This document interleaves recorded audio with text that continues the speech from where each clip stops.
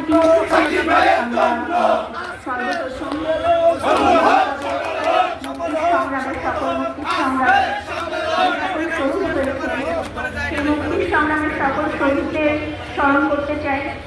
আমরা স্মরণ করতে চাই 52 ভাষা আন্দোলন থেকে 69-এর গণ অভ্যুত্থান, 71-এর মহান মুক্তিযুদ্ধ। আমরা স্মরণ করতে চাই 90-এর গণ অভ্যুত্থান সহ আমাদের যে বিশাল ত্যাগের বিনিময়ে আমরা যে গণ অভ্যুত্থানের বিনিময়ে আমরা এক নতুন বাংলাদেশ দেখার সাহস